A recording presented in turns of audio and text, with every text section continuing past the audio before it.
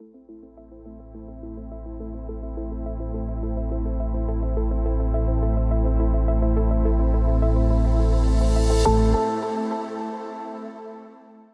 είμαστε λοιπόν, Θέμη.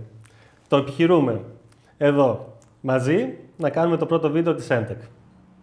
Έτσι, μας το ζητήσατε, από εσάς ήρθε αρχικά και πήραμε την ευκαιρία να το κάνουμε πραγματικότητα.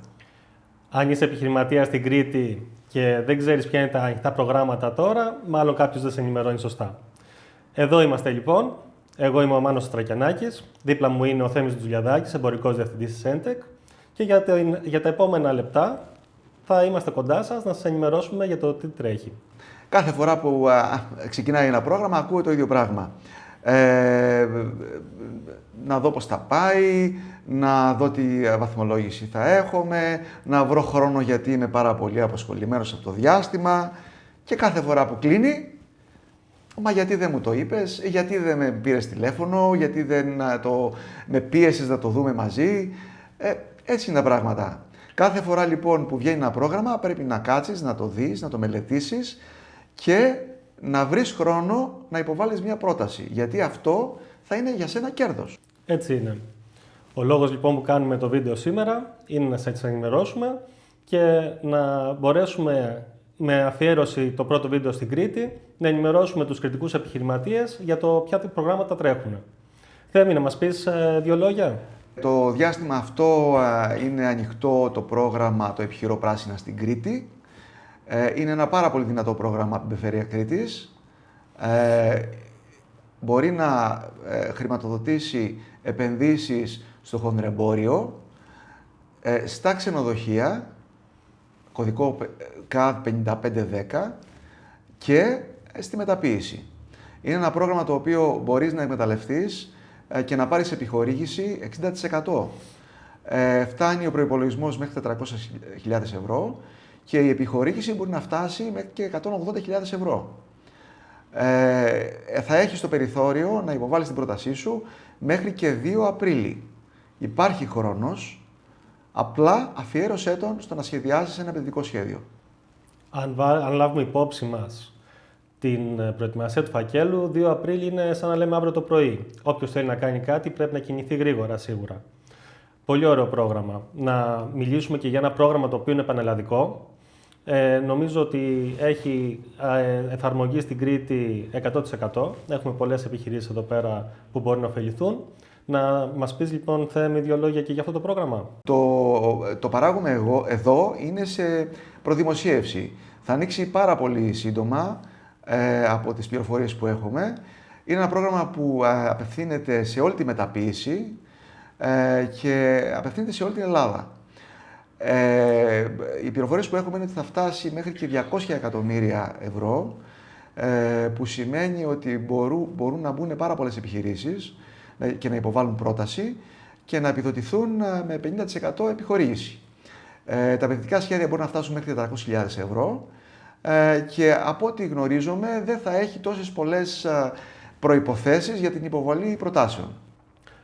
Να πούμε τώρα, Θέμη, δύο λόγια για τα προγράμματα που υπάρχουν για τις χρηματοδοτήσεις των επιχειρήσεων.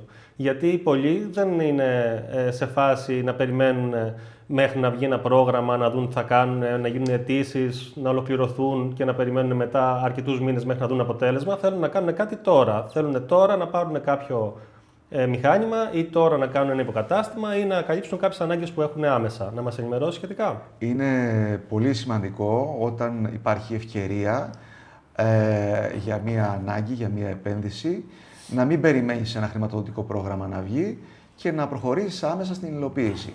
Σε αυτές τις περιπτώσεις απευθύνεσαι σε χρηματοδοτικά εργαλεία από το τραπεζικό σύστημα. Αυτή τη στιγμή είναι ανοιχτό το ΤΕΠΙΧ 3 από το Ταμείο Εγκυοδοσίας και επίσης πρόκειται να ανοίξει και το Ταμείο Δανείων. Όσον αφορά το Ταμείο Εγκυοδοσίας, αυτό που δίνει και είναι πάρα πολύ σημαντικό είναι η εγγύηση που δεν χρειάζεται να δώσεις εσύ σαν επένδυση, σαν επενδυτής. Τη δίνει το κράτος και σε πολλές περιπτώσεις μπορεί να φτάσει και στο 100%. Κάποιες τράπεζες ζητάνε το 25% σαν εγγύηση, κάποιες δεν ζητάνε καθόλου. μπορείς να πάρεις δάνειο μέχρι και το 80% της επένδυσης. Απλή προϋπόθεση και βασική είναι να έχεις στην τράπεζα τουλάχιστον το 20% της επένδυσης. Έτσι, πολύ σωστά. Και να το δώσουμε να καταλάβουν και ο κόσμος έτσι λίγο καλύτερα, θα πει 80% εγγύηση. Πολλοί είναι σε ενοικιαζόμενες εγκαταστάσεις για την επιχείρησή τους, το οποίο σημαίνει ότι δεν μπορούν να βάλουν κάποια εγγύηση εμπράγματη για να πάρουν το δάνειό τους.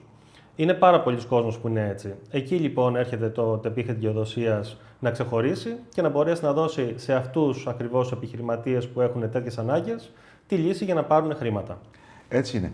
Έχουμε πολλές περιπτώσεις που επιχειρήσεις κάνουν μια πολύ μεγάλη συμφωνία και δεν έχουν τη ρευστότητα να μπορούν να παράξουν τις μεγάλες παραγγελίες που έχουν.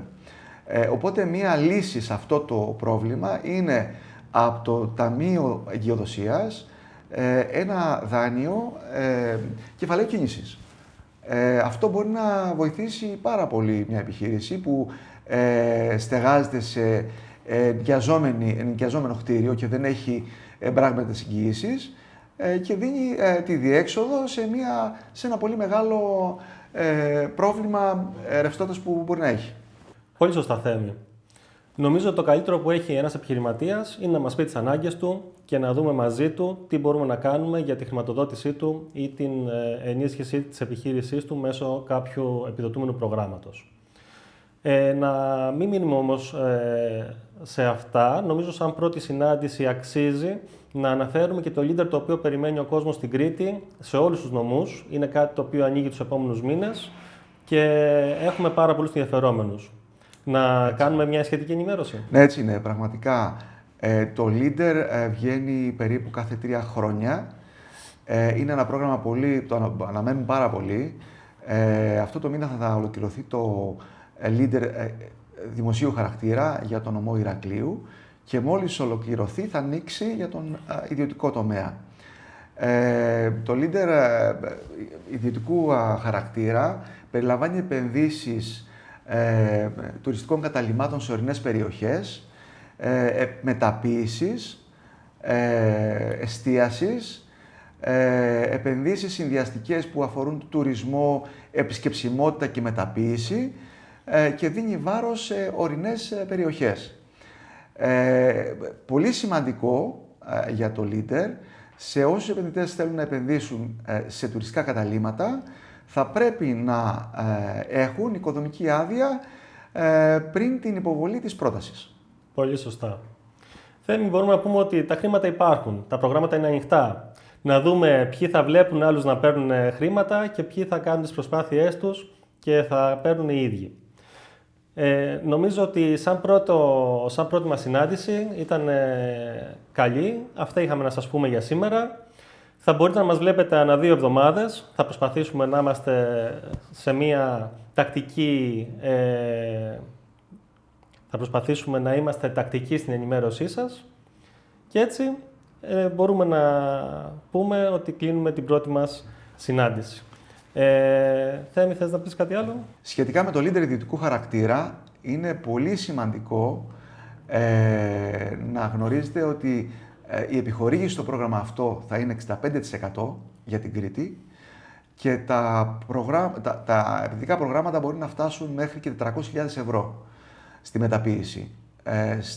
Στα τουριστικά καταλύματα μέχρι 300.000 ευρώ. Οπότε είναι μια τεράστια ευκαιρία να την εκμεταλλευτείτε. Πέρα από το leader για ορεινές περιοχές, αναμένεται όμως και μέχρι τέλος του χρόνου και το leader αλίας που θα μπορεί να υποστηρίξει επενδύσεις εκτός ορεινών περιοχών. Subscribe λοιπόν στο κανάλι. Κάθε δεύτερη εβδομάδα ενημέρωση για deadlines, νέα προγράμματα, ευκαιρίες. Τα λέμε σύντομα. Γεια σας.